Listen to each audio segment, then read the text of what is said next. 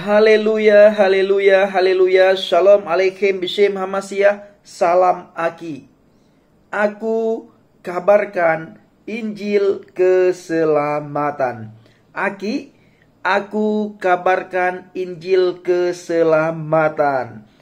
Anahnu meyuhadim. Kita ini sangat istimewa. Saya istimewa, saudara istimewa, dan kita semua adalah orang-orang yang sangat istimewa di mata Tuhan. Bapak Ibu yang dikasihi Tuhan dan yang saya kasihi, ketemu lagi dengan saya Evangelis Avraham Effendi Usman. Pada kesempatan kali ini Bapak Ibu, kita akan buat video yang saya kasih judul Menyembah kepada Tuhan yang sejati. Saya ulangi, menyembah kepada Tuhan yang sejati. Ayat kelima dalam surat Al-Fatihah Bapak Ibu yang berbunyi Iyyaka na'budu wa iyyaka nasta'in. Artinya hanya kepada Engkaulah kami menyembah dan wa iyyaka nasta'in, dan hanya kepada Engkaulah kami meminta pertolongan. Ayat serupa juga terdapat dalam kitab suci Torah. Dalam Ulangan 5 ayat 7, jangan ada padamu ilah lain di hadapanku. Baik umat Kristen maupun umat-umat yang lain percaya semua orang harus menyembah kepada Tuhan Pencipta. Dia satu-satunya pribadi yang layak disembah. Apakah Tuhan berkenan Bapak Ibu pada setiap penyembahan yang disampaikan umatnya kepada Tuhan? Penyembahan yang bagaimanakah yang berkenan di hadapan Tuhan? Umat beragama perlu mengetahui hal ini, sehingga penyembahan yang kita naikkan tidak menjadi sia-sia di mata Tuhan. Nah, penyembah Bapak Ibu, menyembah pada Tuhan fokus jasmani atau rohani. Menyembah kita kepada Tuhan itu fokusnya pada jasmani ataupun pada rohani. Ribuan larangan dalam agama Islam berfokus pada hal-hal jasmani dan mengabaikan keadaan hati. Seperti cara berpakaian, membersihkan bagian-bagian tubuh tertentu sebelum sholat, arah sholat ataupun kiblat sholat, rumah Allah ataupun Ka'bah yang wajib dikunjungi. Nah, banyak saudara kita akhirnya memutuskan meninggalkan agama dan menjadi pengikut Yesus Kristus. Mereka berkata, ritual ibadah kami dulu ruwet sekali, sulit sekali, bahkan dapat membuat frustasi. Ruwet ritual ibadah dalam agama saudara kita ataupun iman percaya saya dulu, serta keinginan untuk menjadi seorang yang agamawi Bapak Ibu dan mendapat ridho Tuhan, tidak menutup kemungkinan seseorang untuk melakukan hal apapun agar terlihat agamawi. Firman Tuhan dalam kitab suci Injil di dalam Yohanes 4 ayat 24 berkata, Elohim itu roh, dan mereka yang menyembah dia harusnyalah menyembah dalam roh dan kebenaran. Saudara Bapak Ibu yang dikasihi Tuhan dan yang saya kasihi, umat beragama perlu tahu bahwa Tuhan tidak akan mengindahkan ibadah yang disertai dengan kebohongan. Karena dia ingin disembah dalam kebenaran, bukan dalam kebohongan. Yesus Kristus mengatakan orang yang mengutamakan luar seperti kuburan. Orang yang mengutamakan luar itu seperti kuburan. Orang-orang yang berfokus pada hal-hal eksternal dan mengabaikan kesucian hati, Yesus Kristus menamai mereka buta, bodoh, keturunan ular beludak dan munafik. Kenapa? Karena mereka selalu berfokus pada hal-hal yang luar saja, bukan pada hati. Dalam Injil Matius, di situ tertulis Bapak Ibu, Yesus Kristus berkata kepada mereka seperti ini, Kuburan yang dilabur putih tetapi penuh dengan tulang dan berbagai jenis kotoran. Ini Bapak Ibu. Maka di dalam Matius 24 ayat 27, di situ dikatakan, celakalah bagimu, hai para ahli kitab dan orang-orang Farisi, hai orang-orang munafik, karena kamu seperti kuburan yang dilabur putih, yang bagian luarnya sungguh tampak indah, tetapi bagian dalamnya penuh tulang-tulang orang mati dan segala kenajisan. Bapak Ibu yang kasih Tuhan, bait Tuhan di hati kita bukan di tempat-tempat lain. Bait Tuhan itu berada di hati saudara dan saya, itu bukan berada di tempat-tempat yang lain.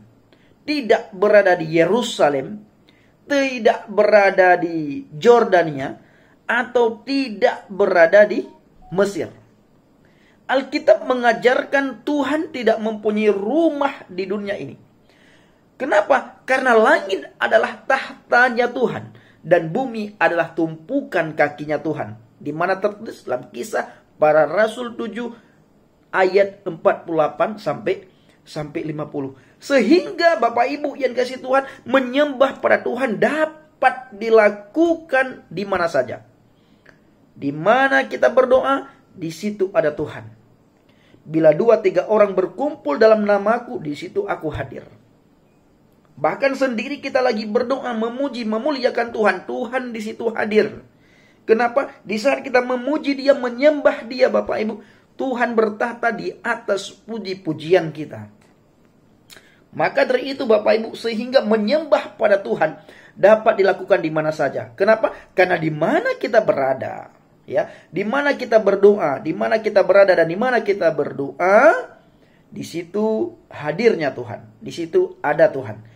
Kita tidak perlu pergi jauh-jauh hingga ke negeri seberang untuk menemui Tuhan. Untuk menemui Tuhan dan pergi ke rumah Tuhan. Kenapa? Karena rumah Tuhan yang harus dibersihkan oleh setiap orang adalah di sini. Kita tidak perlu jauh-jauh hingga ke negeri orang untuk menemui Tuhan. Apalagi sampai melakukan hal-hal yang tidak diinginkan oleh Tuhan.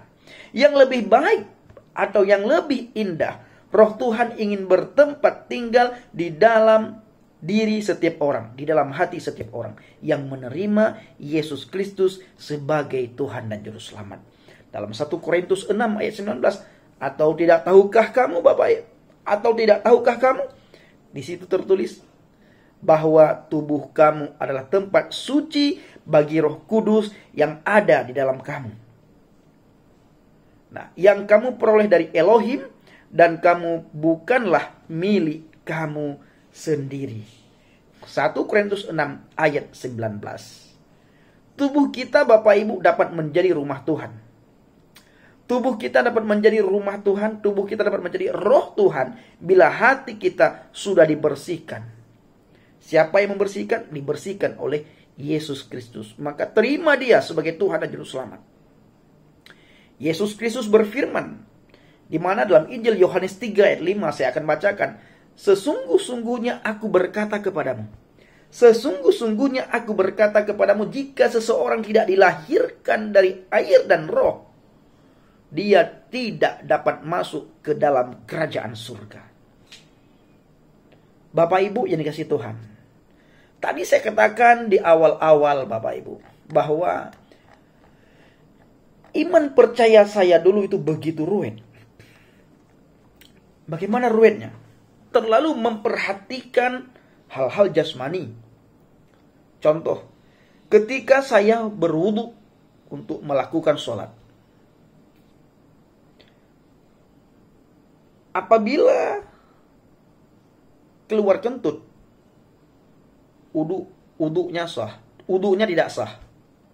Dan ketika berpas-pasan dengan orang dengan perempuan, kena sedikit tersenggol, wudu batal. Itu dalam hal wudu. Belum lagi tentang sholat. Saya pernah mendengar ceramah masa waktu saya masih beragama Islam,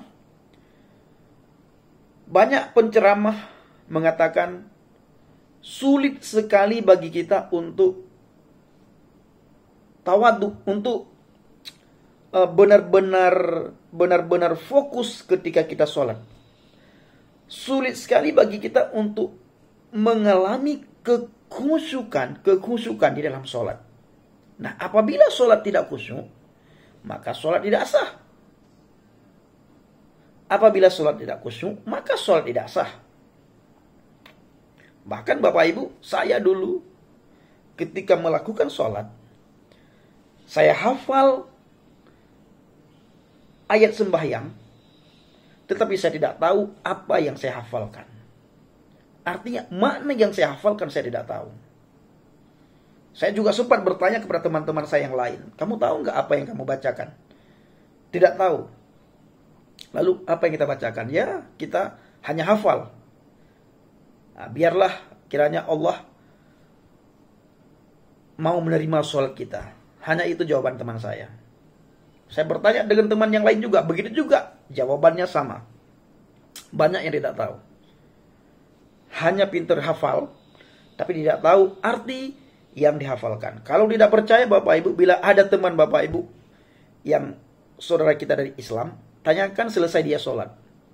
Makna yang dia baca di dalam sholat dia tahu tidak? Sedikit sekali yang tahu, sangat sedikit. Nah, itu dari segi bacaan. Belum lagi bila sedikit sholat. Maka saya pernah bertanya kepada teman, kita kalau sholat dalam bahasa Aceh bisa tidak ya? Sholat dalam bahasa Jawa bisa tidak ya? Kan Allah yang kita sembah itu Allah yang maha tahu.